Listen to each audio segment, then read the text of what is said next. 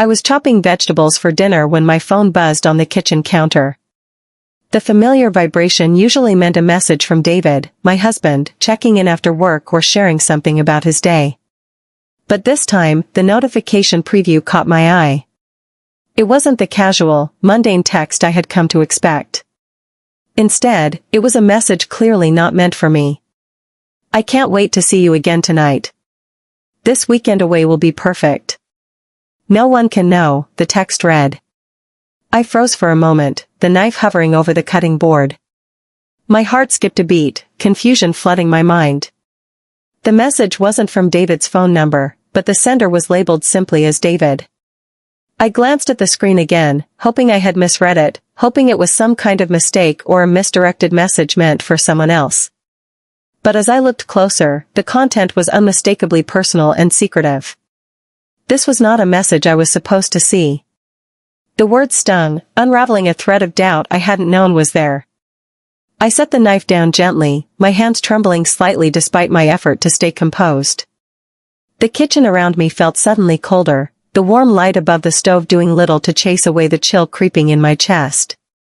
I hadn't heard from David all day, which was unusual but not alarming. He often worked late or had meetings that ran past dinner time. Still, the timing of this message made me pause. Our marriage had always seemed stable, the kind of partnership I thought was built on trust and transparency. David and I had been together for nearly 10 years, married for 6. We had built a life filled with shared dreams, weekend hikes, and cozy evenings like this one. Our home was a sanctuary, a place where I always felt safe. But now, as the words on my screen echoed in my mind, that sense of security wavered. I put the phone face down on the counter and took a deep breath, trying to steady myself. Was this a cruel joke? A message from someone pretending to be David? Or worse, a glimpse into a secret I never imagined? My mind raced through possibilities, each more unsettling than the last. I thought about the subtle signs I had brushed aside over the past few months, the occasional late nights that stretched into early mornings, the vague answers when I asked about his day, the sudden protectiveness over his phone. None of these had seemed serious enough to question, but now, looking back, they felt like pieces of a puzzle I hadn't wanted to solve. Dinner preparation suddenly felt meaningless. I had been making his favorite pasta dish, something simple and comforting, but the aroma no longer brought the usual warmth. Instead, it reminded me of the distance growing between us, a distance I hadn't acknowledged until this moment. I glanced out the kitchen window and saw the quiet street bathed in the soft glow of twilight. Neighbors were closing their blinds, settling into their own evenings. Inside, I was grappling with a storm I hadn't anticipated. The text lingered in my mind like an unwelcome guest, refusing to be ignored. Still, I kept my composure. I wiped my hands on a towel and moved to the living room, where I sat down with my phone in hand. I reread the message, searching for any clue that might explain it away, any hint that it wasn't what it seemed. But there was none. The words were clear, and the sender's name unmistakably David. I felt a mix of disbelief and disbelief, a strange numbness that made it hard to think clearly. Part of me wanted to confront him immediately, to demand an explanation. But another part urged caution, reminding me that a single message, no matter how damaging, was just a fragment of a larger picture I didn't yet understand. I glanced at the clock. David would be home soon. The idea of facing him with this knowledge was daunting. How could I act normally when my trust felt so shattered? How could I pretend everything was fine when this message screamed otherwise? I decided to put the phone away, to focus on finishing dinner. Maybe, just maybe, there was a reasonable explanation. Perhaps it was a message from another David, a coincidence of names. I told myself these things as I moved mechanically through the motions of cooking, setting the table, and lighting a candle. The sound of the front door opening startled me. David was home. I walked to the entrance, forcing a smile as he stepped inside, tired but smiling. "Hey, I'm back," he said, dropping his keys on the console. "Long day." I nodded, returning the greeting. "Dinner's almost ready." He kissed my cheek and headed to the kitchen, chatting about a meeting that had run late. His voice was familiar and warm, but beneath it, a tension I couldn't place tightened my chest. As we ate, I kept my eyes on him, searching for any sign that might explain the message. He seemed oblivious, laughing at a story about a colleague's mishap, but I felt miles away, trapped in a swirl of doubt and confusion. Later, as we cleaned up, I found myself standing in the quiet kitchen, the weight of the message pressing down on me. I didn't know what to do yet, but I knew one thing for certain: my life had changed in an instant, and the road ahead would be anything but simple. That night, as I lay in bed beside David, the phone sat on the nightstand, its screen dark but its secret burning bright in my mind. I stared at the ceiling, wondering how to face the truth waiting just beneath the surface of our seemingly perfect marriage. The next morning, I woke up before David, the quiet hum of the city outside our bedroom window barely stirring me from my restless sleep. The message from the night before still lingered in my mind, its implications too heavy to ignore. I decided that I couldn't let the shock dictate my actions. I needed to understand what was really going on before confronting him. Panic, after all, would only cloud my judgment.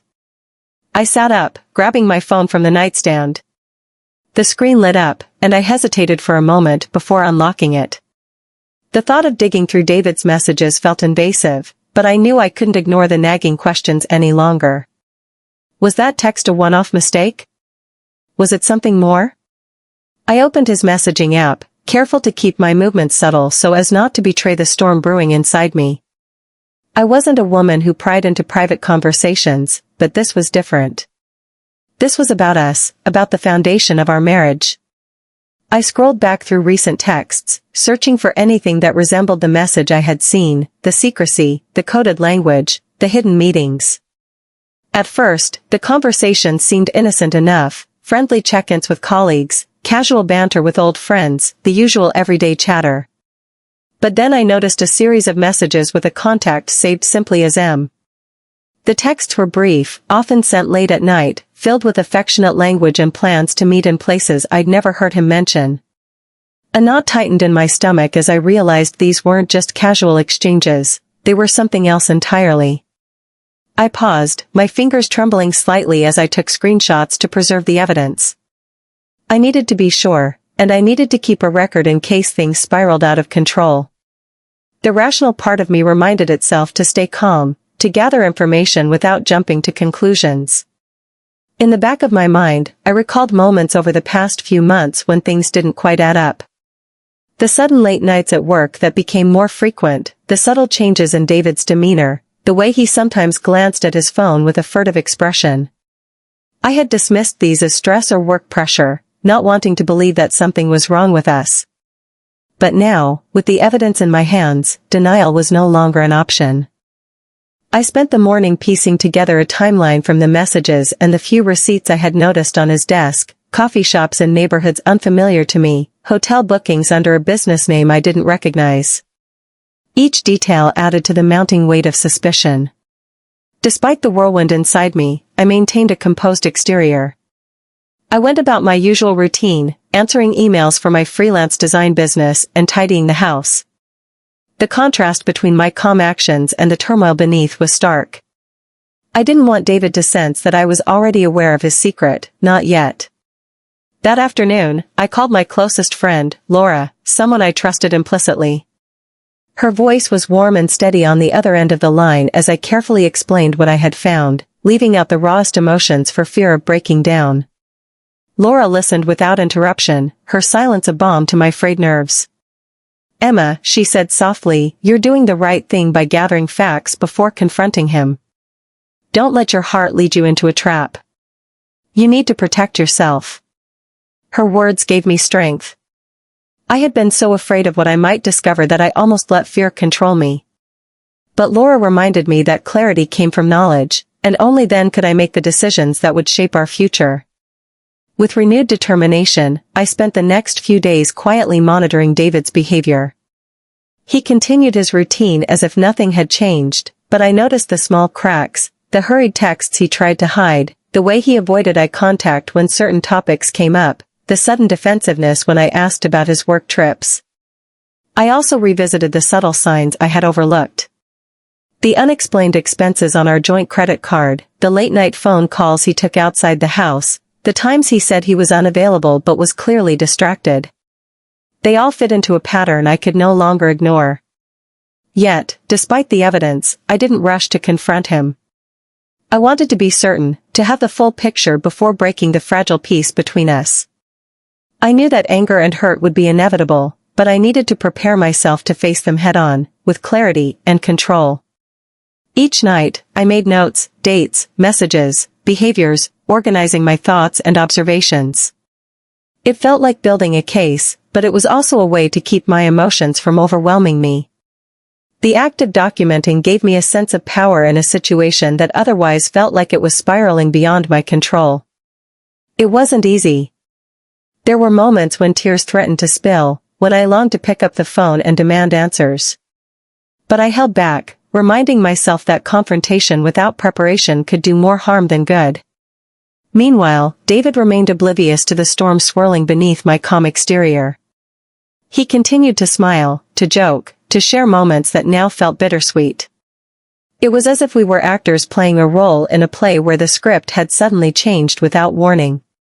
One evening, as we sat together watching a movie, I caught a glimpse of the man I had married, the warmth in his eyes, the familiar gestures, the way he reached for my hand.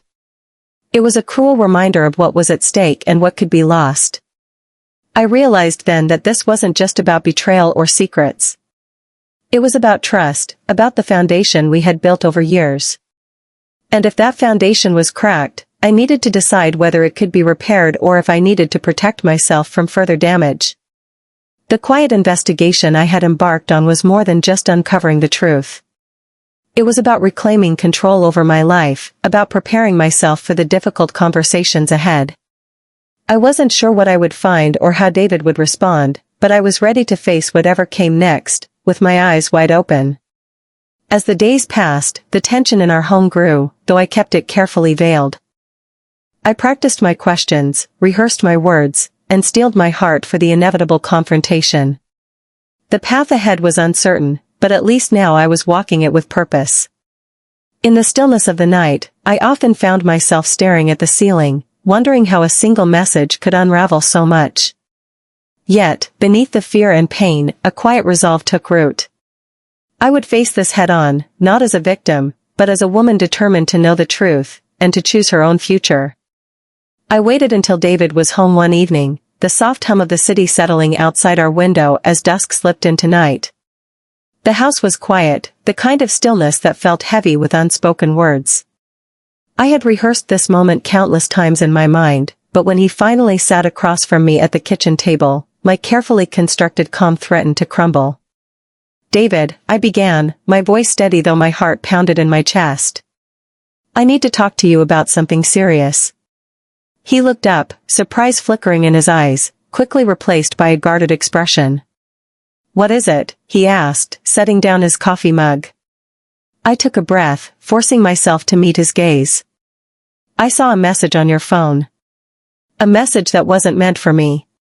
It talked about meeting someone, keeping things secret." I let the words hang in the air, watching as a flicker of something, defensiveness, guilt, or shame, passed across his face. David's jaw tightened. "Emma, I don't know what you're talking about." I shook my head slowly. "Don't lie to me. I've seen the texts, the late-night messages with someone saved as M. The receipts from places you never told me about. I'm not here to accuse without understanding, but I need the truth." For a moment, he was silent, eyes darting away as if searching for a way out. Then, with a heavy sigh, he ran a hand through his hair and leaned back in his chair. "Okay," he said quietly, "I guess I can't avoid this anymore." I braced myself, waiting for whatever confession was coming. David's voice was low, hesitant. "I've been struggling with something I didn't want you to know. I thought I could handle it on my own." He paused, the weight of his words settling between us. "Those messages, they aren't what you think. It's complicated." I felt a flicker of hope, a desperate wish to believe him. "Complicated how?" "Please, David. I need honesty." He looked at me, eyes searching mine for understanding. I'd been battling an addiction. It started as a way to cope with stress, but it got out of control. The M is someone from a support group. The messages were for meetings, check-ins, things I wasn't ready to tell you about because I was ashamed. The room seemed to tilt slightly, the revelation crashing over me like unexpected waves. Addiction. The word echoed in my mind, reshaping everything I thought I knew. I sat back, processing the confession. The man I had accused was the man I had married, flawed but fighting a battle I hadn't seen. The defensiveness, the secrecy, it suddenly made sense in a way that was both painful and relieving. "Why didn't you tell me?" I asked softly, tears threatening to spill. "Why keep it hidden?"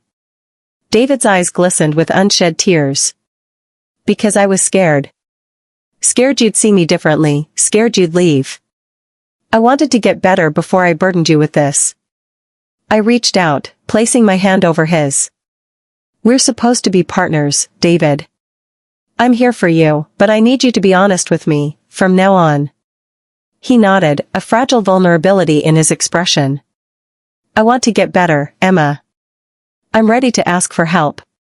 The tension between us began to ease, replaced by a tentative connection born from truth. It wasn't an easy moment, it was raw, painful, and uncertain, but it was real. In the days that followed, we talked more openly than we had in months. David shared the depths of his struggle, the shame, the isolation, the fear that had driven him into secrecy. I listened, sometimes with tears, sometimes with frustration, but always with a desire to understand. I also realized that my quiet investigation, driven by suspicion, had uncovered more than just infidelity. It had revealed a hidden battle, one that neither of us had been prepared to face alone. Despite the pain, there was relief in knowing the truth. The secret that had lurked beneath the surface was finally out in the open, allowing us to confront it together. I found myself grappling with conflicting emotions, a mixture of hurt and compassion, anger and hope. The man who had sent that secretive message was the same man sitting beside me, vulnerable and asking for a chance to heal. Our conversations grew deeper, moving beyond surface-level concerns to the core of our relationship. We spoke of trust, forgiveness, and the difficult road ahead. David's initial defensiveness gave way to a willingness to be transparent. He showed me the support group schedules, introduced me to his counselor over phone calls, and shared his progress and setbacks without shame. I, in turn, worked to balance my feelings, protecting my own heart while supporting his recovery. It wasn't easy.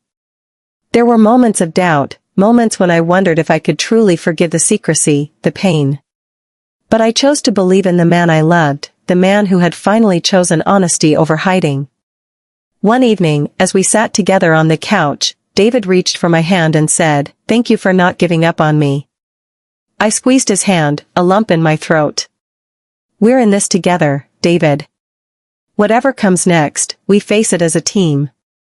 The journey ahead was uncertain, filled with challenges neither of us could fully anticipate. But for the first time in a long while, there was a glimmer of hope, a fragile but real connection that might, with time and effort, heal the wounds left by secrets.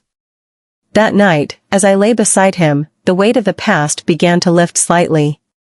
The truth had been spoken, and with it, a new chapter quietly opened, a chapter where honesty, no matter how painful, was the first step toward healing. The days following David's confession unfolded in a haze of conversations and quiet moments that peeled back layers I hadn't known existed. He began to share more about the hidden struggle that had silently shadowed our lives for so long, revealing a side of him I had never seen, vulnerable, frightened, and burdened by shame. One evening, sitting at the kitchen table with cups of tea between us, David's voice was barely above a whisper as he recounted the early days of his addiction. "It started after the promotion," he said, eyes fixed on the swirling liquid in his cup. "The pressure was intense. I thought I could handle it, but it felt like everything was spiraling out of control. I wanted to escape, just for a little while."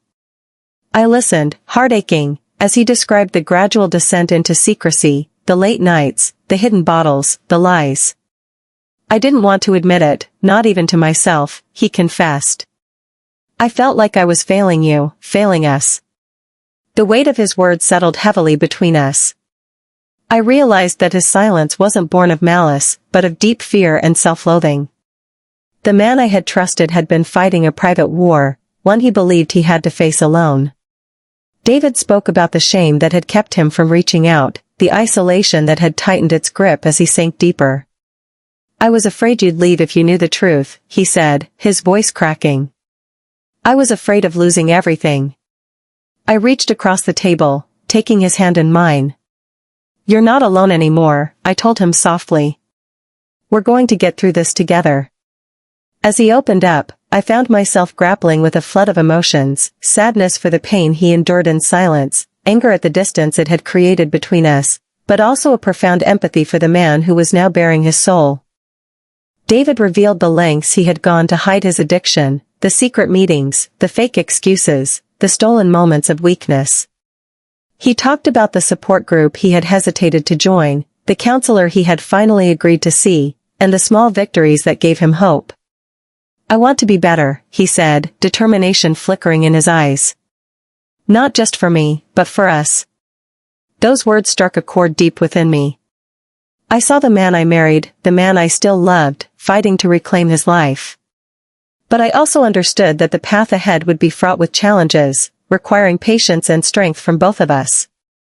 In the days that followed, David invited me to attend a support group meeting with him. Sitting in the circle of strangers sharing their stories, I witnessed the raw honesty and courage that addiction demanded. It was a world I hadn't known existed, filled with pain but also hope. After the meeting, David confided, "It's not easy, but it's the first time in a long while I've felt like I'm not alone."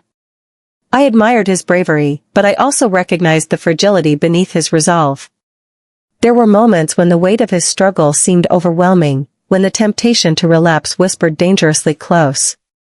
At home, we began to rebuild our communication, setting boundaries and creating a space where honesty was encouraged, not feared. David shared his progress and setbacks, no longer hiding the truth behind closed doors. I, too, found myself learning about addiction, about forgiveness, and about the resilience required to love someone through their darkest hours. It wasn't a role I had anticipated, but it became my reality. Some nights were difficult. There were tears, arguments, and moments of doubt. But there were also small victories, a day without a craving, a heartfelt confession, a shared laugh that reminded us of better times.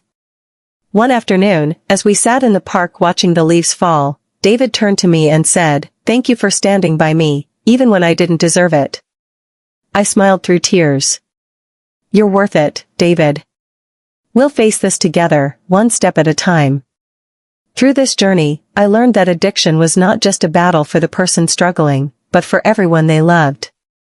It tested our marriage in ways I hadn't imagined, forcing us to confront uncomfortable truths and redefine what trust and commitment meant. Yet, amidst the pain, I discovered a deeper connection with David, a bond forged through vulnerability and the shared desire to heal. As weeks turned into months, David's commitment to recovery remained steadfast. He attended therapy sessions, leaned on his support network, and embraced the difficult work of change. I, in turn, sought support for myself, joining a group for partners of addicts to understand how to navigate the complexities of this new reality.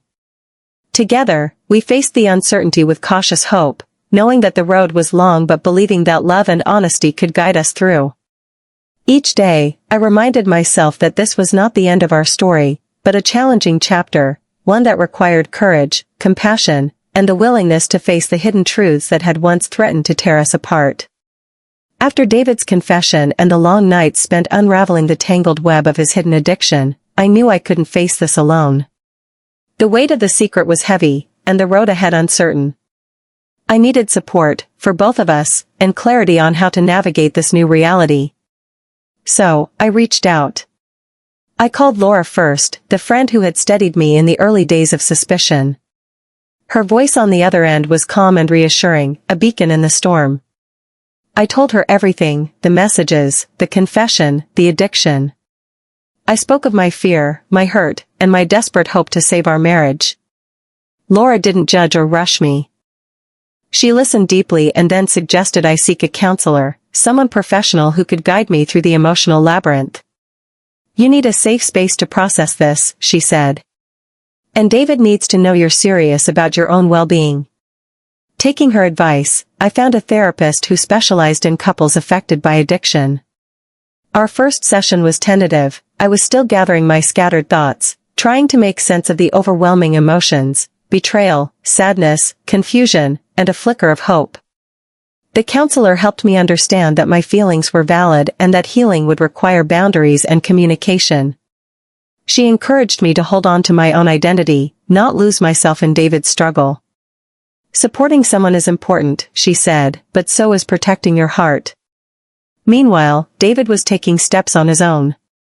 He attended support groups regularly, where he found solace among others battling similar demons.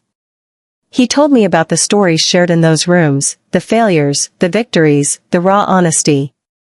It was a world far removed from the polished, controlled version of himself I had known. One evening, after returning from a meeting, David sat down beside me, exhaustion and relief mingling in his eyes. It's hard, he admitted.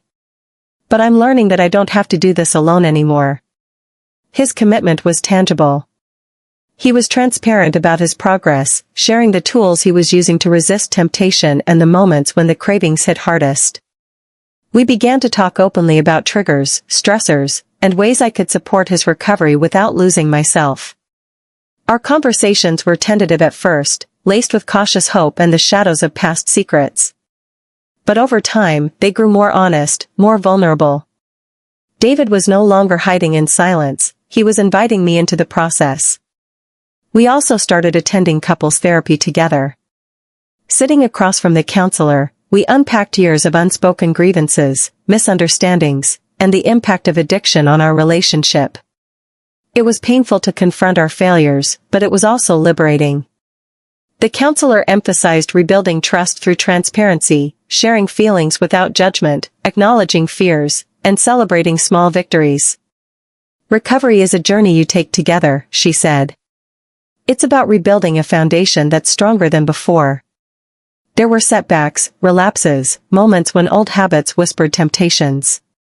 But each time, David faced them with renewed determination, and I found myself growing in patience and resilience. I remember one particularly difficult night when David admitted to slipping for a brief moment. My heart shattered, but instead of anger, I felt a fierce protective instinct. I held him as he cried, reminding him that setbacks didn't erase progress. That night marked a turning point. We both understood that healing wasn't linear, it was messy and complicated, requiring grace from both of us. In the quiet moments between therapy sessions and support meetings, we began to dream again. We talked about our future, not the perfect picture we once imagined, but one shaped by honesty and mutual effort. David shared his hopes to rebuild his career without the shadows of addiction, to regain trust with family and friends. I spoke of my need to feel safe and valued, to find joy in our partnership once more. Together, we crafted small rituals, daily check-ins, honest conversations over coffee, shared laughter that reminded us of the life we wanted to reclaim. I also sought out my own support network, connecting with other partners of addicts who understood the unique challenges I faced. Their stories gave me strength and perspective, reminding me that I was not alone.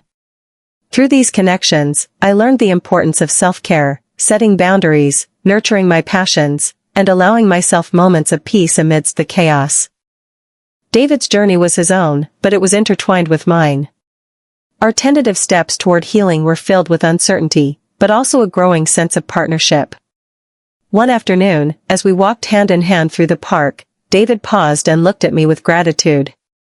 "Thank you for sticking by me," he said softly. "I know it hasn't been easy." I squeezed his hand. "We're in this together.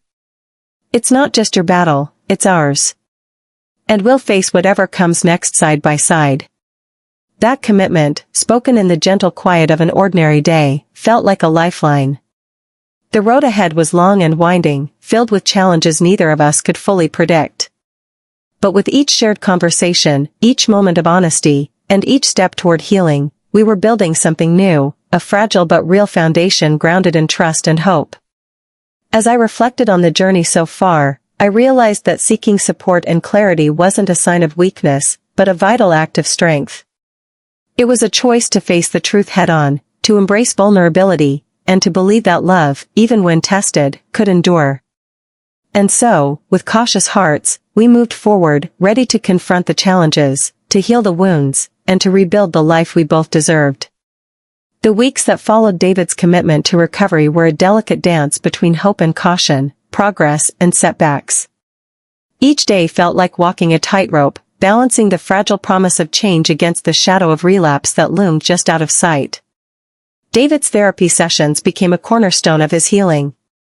He spoke often about the challenges he faced, unraveling years of coping mechanisms, confronting painful memories, and learning healthier ways to manage stress. There were days when he emerged from counseling exhausted, the emotional weight heavy on his shoulders, but also moments when he returned with a glimmer of hope in his eyes.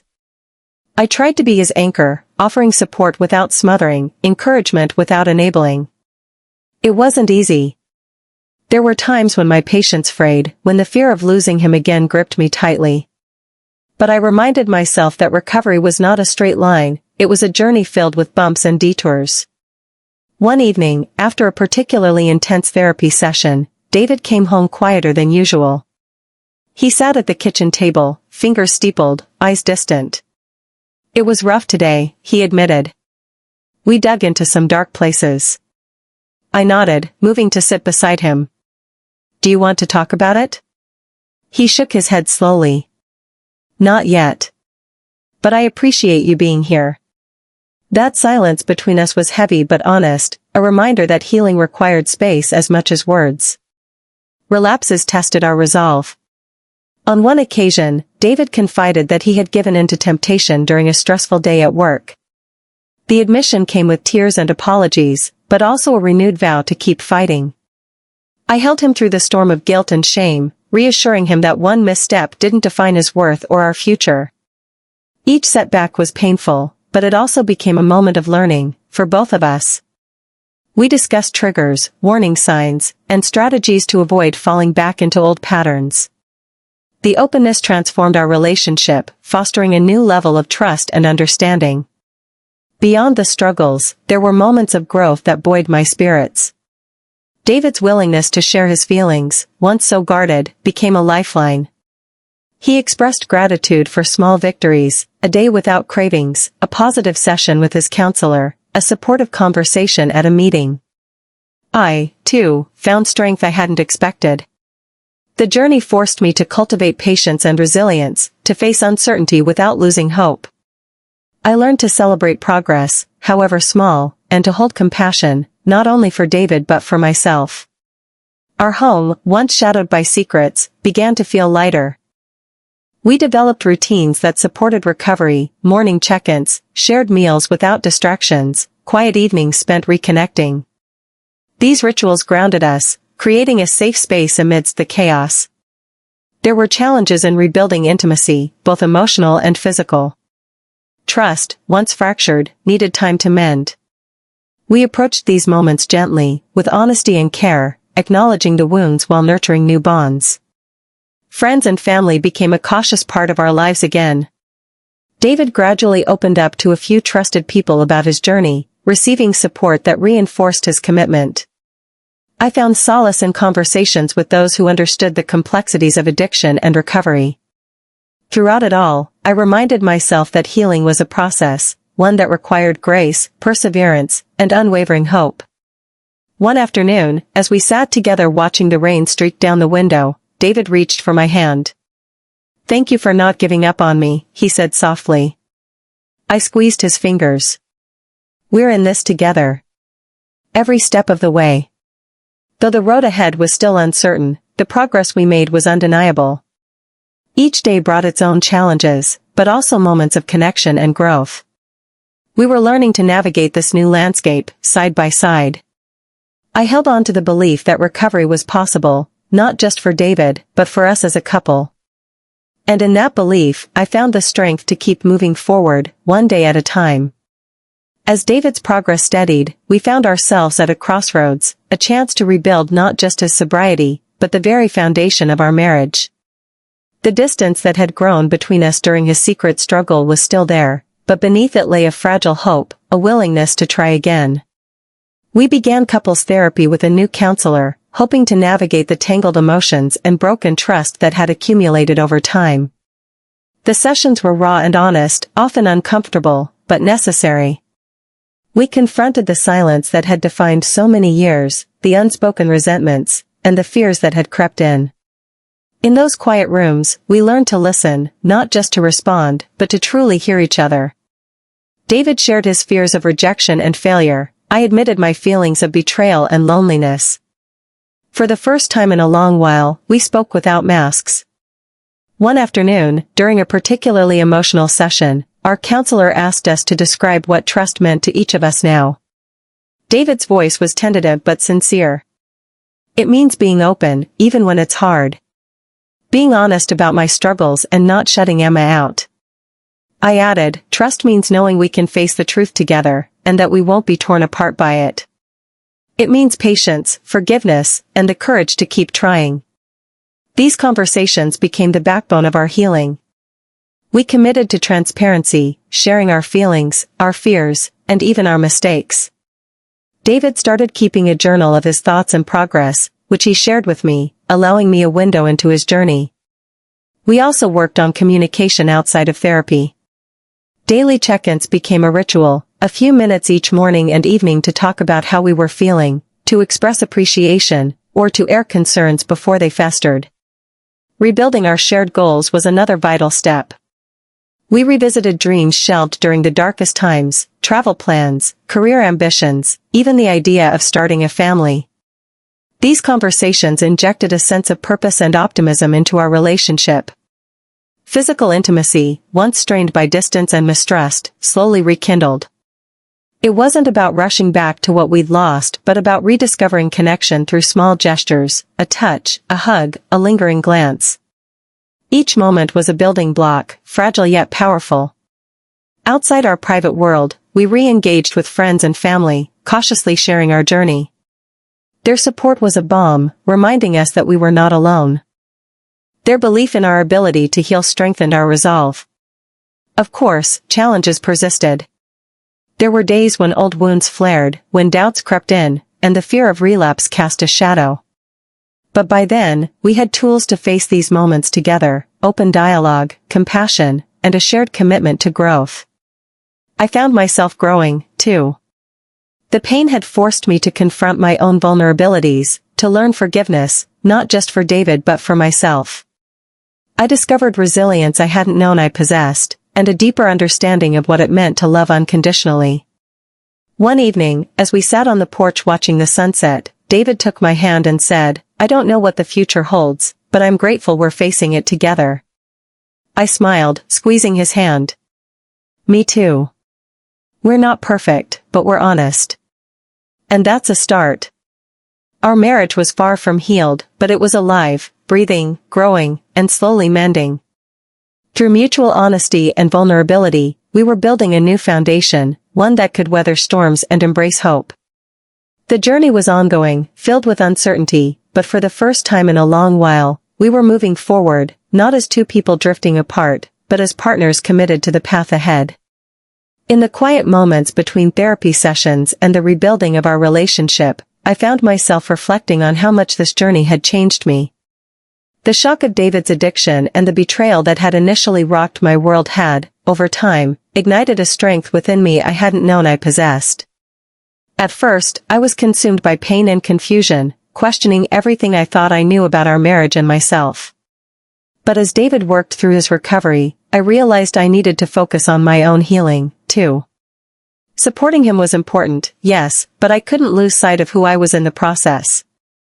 I began carving out time for myself, rediscovering passions that had been overshadowed by the chaos. I returned to my painting, a hobby I'd abandoned years ago, finding solace in the colors and strokes that allowed me to express emotions words couldn't capture. The small victories in my art studio became a metaphor for my healing, sometimes messy, sometimes beautiful. I also sought out new friendships and support groups, connecting with women who had faced similar trials. Their stories resonated, reminding me that I wasn't alone in this complicated dance of love and pain. These connections became a lifeline, offering understanding and encouragement when I felt overwhelmed. Self-care became a priority rather than a luxury. I learned to set boundaries, recognizing when I needed space to breathe and recharge. It wasn't selfish, it was necessary to maintain my own well-being amidst the unpredictability of David's recovery. Through counseling, I explored feelings I had buried: anger, grief, and fear. Acknowledging these emotions didn't weaken me, it made me stronger. I learned that embracing vulnerability was a form of courage, a step toward rebuilding not just our marriage but my sense of self. At work, I found renewed focus and purpose. Immersing myself in creative projects reminded me of my independence and capability. I was more than the wife of a man battling addiction, I was Emma, an individual with dreams and strengths. David noticed the changes, often expressing admiration for my resilience. "You're amazing," he said one evening, his eyes filled with gratitude. "I don't know how you do it." I smiled, though inside I felt the weight of the journey. "I'm learning every day," I replied. "This is as much my journey as it is yours." Our relationship evolved, too. While we continued to face challenges, I no longer defined myself solely by the pain of the past. I balanced hope for our future with a grounded sense of self-worth. One afternoon, as I painted in my studio, I felt a deep sense of peace. The colors blended imperfectly on the canvas, but the image was beautiful, a reflection of life itself, full of flaws and triumphs. I realized that my story was no longer just about betrayal and recovery. It was about growth, resilience, and the power of perseverance. I had become a woman who could stand firm amid uncertainty, who could love without losing herself. This personal growth didn't erase the scars, but it transformed them into reminders of strength. Each brushstroke, each supportive conversation, each moment of self-care was a step toward wholeness. Though the path ahead remained uncertain, I faced it with newfound confidence. I was not just surviving, I was thriving. And in that, I found hope. David's sobriety was no longer a fragile hope but a steady reality. Months had passed since his last relapse, and with each passing day, his commitment to recovery deepened. It was evident not just in his words but in the way he carried himself, with a quiet confidence born from hard-earned progress. We had settled into a new rhythm, one built on transparency and mutual respect. David's openness about his feelings and challenges made it easier for me to trust again. He no longer hid parts of himself or his journey, instead, he invited me in, sharing victories and struggles alike. Our conversations about the future grew more frequent and hopeful. We began making plans that once felt impossible, discussions about starting a family, traveling, and even moving to a new home that reflected our fresh start. These talks were tentative but filled with genuine excitement. One evening, as we sat on the porch watching the stars, David took my hand and said, "I want to build a life with you, one where honesty and love guide us." His words resonated deeply. They weren't just promises but commitments grounded in the work we had both done. We continued attending couples therapy, not because our marriage was fragile, but because we recognized the value of ongoing support. The sessions helped us maintain open lines of communication and navigate the inevitable challenges that arose. David also maintained his individual therapy and support group attendance, understanding that recovery was an ongoing process, not a destination. I, too, stayed connected to my support network, balancing my role as partner with my own needs and growth. Our relationship was far from perfect, but it was real, rooted in honesty, vulnerability, and shared experiences that had tested but ultimately strengthened us. Friends and family noticed the change. Their cautious optimism mirrored our own, offering encouragement while respecting the boundaries we had set. At work, I felt energized by the new chapter unfolding in my personal life. The confidence I had gained spilled over into my projects and interactions, reinforcing my sense of self beyond the marriage. David's career also began to regain momentum. With the clarity and focus that sobriety brought, he pursued new opportunities, eager to rebuild his professional life without the shadows of his past. Together, we navigated these transitions, supporting each other through uncertainties and celebrating milestones. One weekend, as we packed for a short trip, David paused and looked at me with a smile. I'm grateful for this second chance, he said. For you, for us. I returned his smile, feeling a surge of hope. Me too. We've come a long way. Our journey wasn't over, but we faced the future hand in hand, stronger, wiser, and united by the trials we had overcome. The sunlight filtered softly through the curtains as I sat at the kitchen table, sipping my morning coffee and reflecting on the journey David and I had traveled.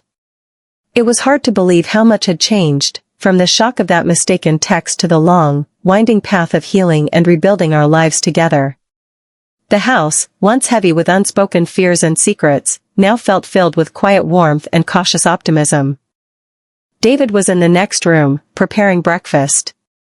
The sound of the sizzling pan and his familiar humming brought a sense of comfort that had once seemed elusive.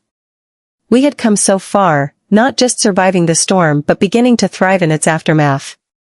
Our story, I realized, was no longer defined by betrayal or pain but by resilience, forgiveness, and a renewed commitment to each other.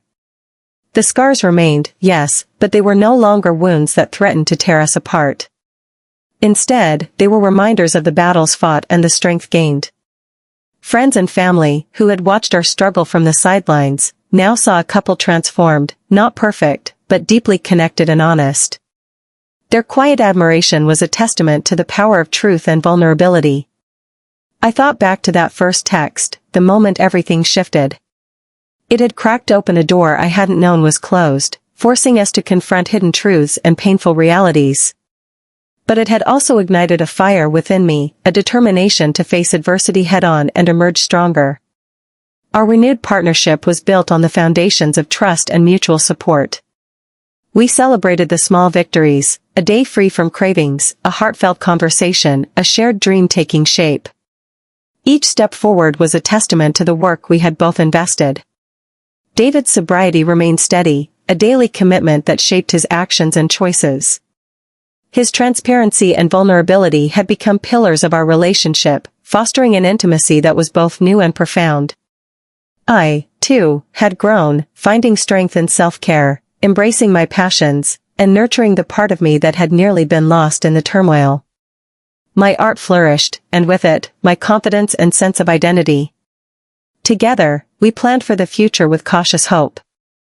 We dreamed of travels to places we had once only talked about, of creating a home filled with laughter and light. We spoke of family, not as an impossible dream, but as a possibility on the horizon. One evening, as we sat side by side on the porch, watching the sunset paint the sky in hues of pink and gold, David turned to me with a quiet smile.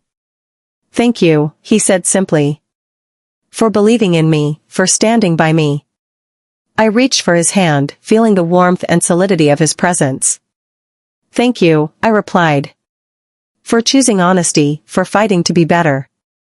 Our journey had transformed us, teaching us that love was not just about the easy moments but about weathering storms and choosing each other every day. It was about forgiveness, patience, and the courage to be vulnerable. As night settled around us, I felt a deep sense of peace. The path ahead was still uncertain, as life often is, but we faced it together, stronger, wiser, and bound by a love that had been tested and found true. In that moment, I knew that the story that began with a single, painful text had become a powerful testament to resilience, hope, and the enduring strength of partnership. And as we looked toward the future, hand in hand, I was ready for whatever came next. If you loved the story, like the video and subscribe.